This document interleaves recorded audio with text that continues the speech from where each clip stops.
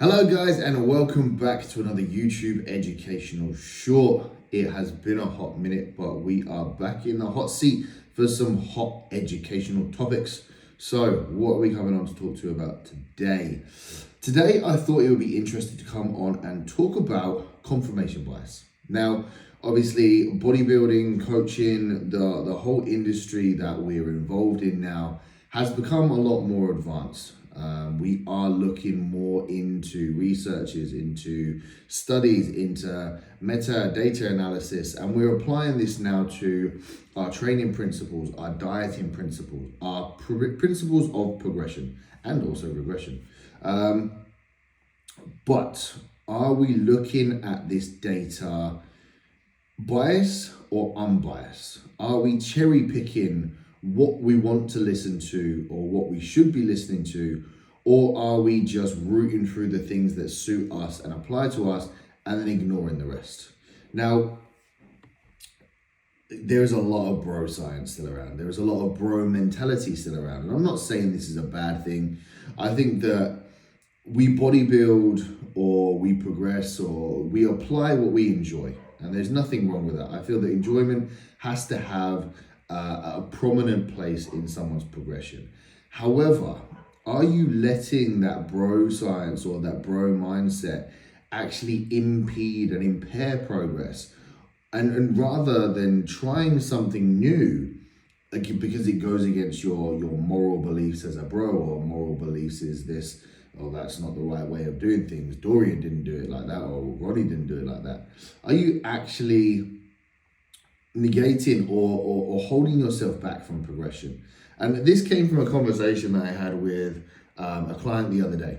We weren't talking about, a conversation came up where they were talking about Branch Warren, Ronnie, Dorian, all these huge old school bodybuilders that were just throwing mad levels of weight around with no sort of drive or purpose.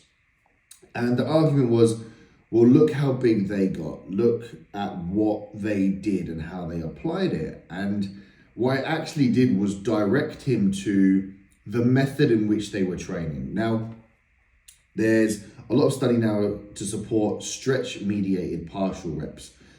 Is one of the best places for hypertrophy to take place and take adaptation.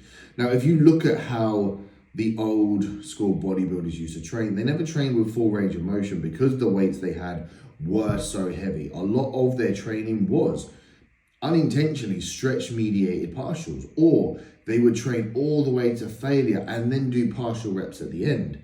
So they were kind of along the lines of what studies are saying now. Whether they realized they were doing it or not is another thing. But the argument there is, was it because they were doing these stretch-mediated partial reps that is now coming into light through studies and meta-analysis that that's where the most adaptation to hypertrophy takes place? Or is it because they were just huge bodybuilders that threw weight around? And this is the question, are you cherry-picking and are you looking at the things that you want to see? Or is there actual study and support to show that these things are actually there and are relevant? And it's very much the same. If we look back through some of the old training footage from those old school bodybuilding eras, how many of them were actually truly training to failure? Because other than the Dorian Blood and Guts videos, not many people were training to true failure. There were reps in reserve left on the table. And it again brings to the argument and the support. Well, actually, when you watch back, they weren't doing what it was that you think they were doing. It's just they preached this blood and guts style of training, or they preached this training to failure style of training. There is many studies now to support that training with reps in reserve and not taking training sets to failure or past recoverable volume is detrimental to progress. But again, because the big guys said it, does that mean it's true? So I think, we're in a generation, a society now of coaching, training development, physique development, where we have this data there available. We have this information readily available at our fingertips to read through, which is all well and good. But how many people are actually applying it? How many people are willing to get stuck into it and actually give it a try? And this is the pushback that I find. And this is where I find that we seem to have stalled as like a tribe or as a clique of community within bodybuilding. There are people out there that are willing to try new things, and you know, I hold my hands up. Years ago, I'd be scared to try anything new because, oh my God, what happens if I lost all my muscle from the months of this one plan that I've been trying? You know, the fun and enjoyment from bodybuilding, the fun and excitement from learning is trying and learning and adapting new things.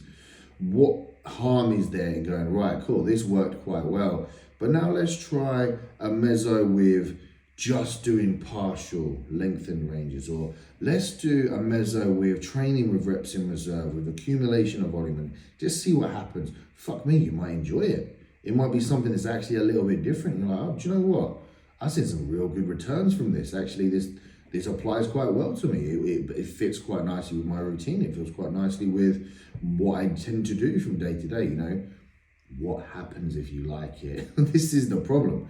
We seem to have got lost in this.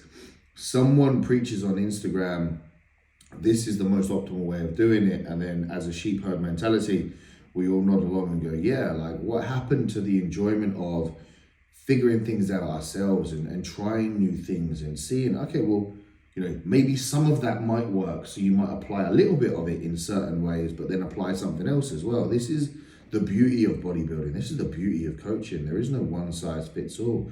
We all very individual. So why can we not try different things? Why can we not try different methods? Rather than cherry picking what suits us, to confirmation bias what we think we believe, rather than actually reading up data, educating ourselves so we know the background, we know the studies, we know the data there to support it, and then going away and actually trying it and applying it to ourselves or applying it to a client and saying, well, okay, actually, this worked very well. I think I might have a place for this within my programming, or I might have a place for this within my coaching, rather than kind of turning a nose up at it and going, well, it's fucking data, I'm not going to listen to that. Oh, who cares about science and studies? We're just overcomplicating it. You know, it's just all about the meat and potatoes, lifting heavy weights, bro. It just seems a very naive way of thinking. There are studies there now to support it. There are plenty of data out there supporting it, plenty of educators out there supporting it as well. What's the harm in going away for like 6 to 12 weeks and actually trying a different program or different method of doing it and just seeing how it applies to yourself? This is the enjoyment of bodybuilding. This is the fun of bodybuilding. It's the learning, the progression, the actual development of finding what works and what doesn't work. And I feel that this is something that I think potentially is in the midst of maybe getting lost along the way. We're looking for the easy routes rather than what actually applies to us. And the thing that I loved about bodybuilding when I first started was the nitty gritty of going, right, I'm going to watch CT Fletcher. I'm going to try and train like him. How did I get on?